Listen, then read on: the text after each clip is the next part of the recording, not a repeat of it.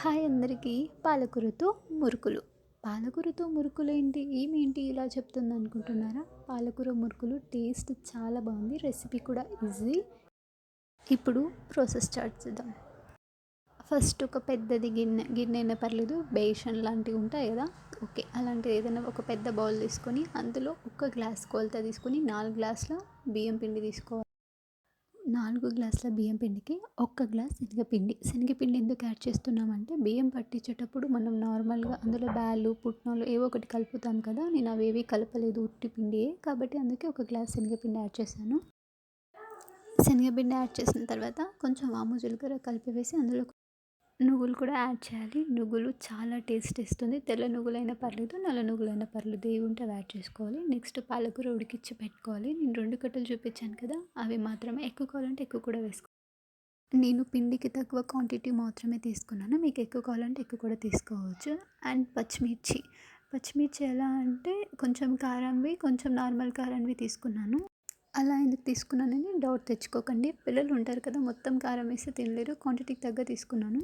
ఇప్పుడు మిక్సీ తీసుకొని మనం ఆవిరి పొయ్యిలో ఉడికించి పక్కన పెట్టుకున్న పాలకూర అంతా మిక్సీలో వేసుకోవాలి. నెక్స్ట్ క్వాంటిటీకి తగ్గ పచ్చిమిర్చి కూడా చూసుకున్నాం కదా, ఆ పచ్చిమిర్చి వేసుకొని దాదాపు ఒక 10 దాకా వెల్లుల్లి రెబ్బలు, నెక్స్ట్ కొంచెం కరివేపాకు, ఈ మొత్తం వేసుకొని లాస్ట్గా జీలకర్ర, ఉప్పు క్వాంటిటీకి తగ్గ వేసుకోండి. నేనైతే చూసి వేసుకున్నాను, మరి ఉప్పు ఎక్కువ ఉంటే తినలేము కదా, అందుకే క్వాంటిటీ తగ్గ తీసుకొని నెక్స్ట్ మిక్సీ పెట్టుకున్న పేస్ట్ ఉంది కదా, ఇప్పుడు మనం పక్కన పెట్టిన పిండిలో మొత్తం ఈ పేస్ట్ అంతా వేసేసి బాగా మిక్స్ అయ్యేలా మొత్తం కలుపుకోవాలి.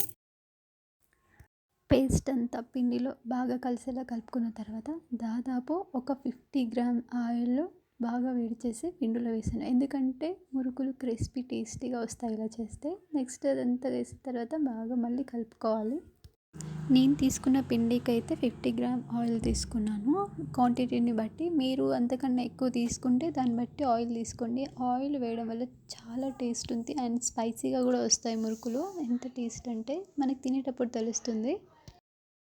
పిండికి ఆయిల్ అంతా పట్టేలా మంచిగా కలుపుకోవాలి. ఇప్పుడు అలా కలుపుకున్న తర్వాత ఒక గ్లాస్ వాటర్ మొత్తం పోసుకొని కొద్ది వాటర్ పోస్తూ మళ్ళీ పిండిని కలుపుకోవాలి. ఎందుకంటే ఒకటేసారి మొత్తం వాటర్ పోస్తే అది మెత్తగా అవుతుంది. అప్పుడు దాన్ని ఏం చేయాలో కూడా అర్థం కాదు కదా, సో అందుకే కొద్ది వాటర్ పోస్తూ కలుపుకొని ఈ పిండి అనేది ఇలా వచ్చే వరకు కలుపుకోవాలి. కలుపుతూ ఉంటేనే అది ఎంత కలిపితే మనకి చుట్లు అనేది పిండేటప్పుడు అంత టేస్ట్ ఉంటుంది. మనం కలిపే కొద్ది కలర్ చేంజ్ కూడా అవుతుంది కదా, సో మొత్తానికి వీడియోలో చూపించే దానివల్ల కలుపుకోండి.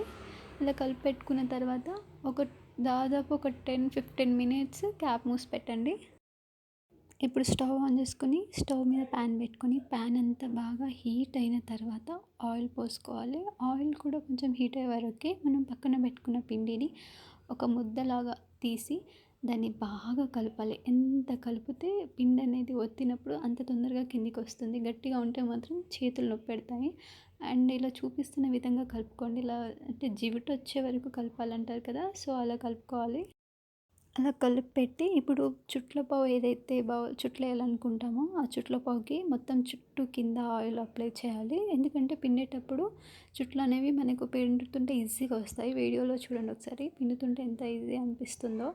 లేదంటే ఆయిల్ అప్లై చేయకుండా వాటర్ అప్లై చేసినా సరే, బట్ ఆయిల్ అప్లై చేసి ఏంటంటే తొందరగా జారినట్టయి తొందరగా చుట్లు అనేవి వస్తాయి. లేదంటే చేతులు నొప్పి పెడతాయి ఆ చుట్ల పిండి పిండే వరకు. నేనైతే 3 హోల్స్ ఉన్న దాంతో పిండాను, తర్వాత చక్రంతో కూడా పిండాను. అంటే ఫస్ట్ అయితే దీంతో పిండాను, 3 హోల్స్ ఉన్న దాంతో కొంచెం చిన్నగా వేసాను. ఎట్లా వేసుకున్నా ఏం తినేదే కదా, మనకి నచ్చిన స్టైల్లో వేసుకోవచ్చు, చాలా రెసిపీస్ ఉంటాయి కదా. అండ్ నెక్స్ట్ అయితే చక్రంతో వేసాను. చక్రంతో కూడా చాలా బాగా వచ్చింది. అండ్ మీరు కూడా ఎలా నచ్చితే అలా వేసుకోండి, ట్రై చేయండి. ట్రై చేసిన వాళ్ళు మాత్రం పక్కా కామెంట్ పెట్టండి ఎట్లొచ్చిందో. నాకైతే చాలా బాగా వచ్చింది. టేస్ట్ కూడా తింటుంటే స్పైసీగా అసలు అంటాయి కదా కరుం అని, అట్లా సౌండ్ వచ్చిందనమాట. చాలా అంటే చాలా బాగుంది. మా పిల్లలు కూడా చాలా ఇష్టంతో తిన్నారు.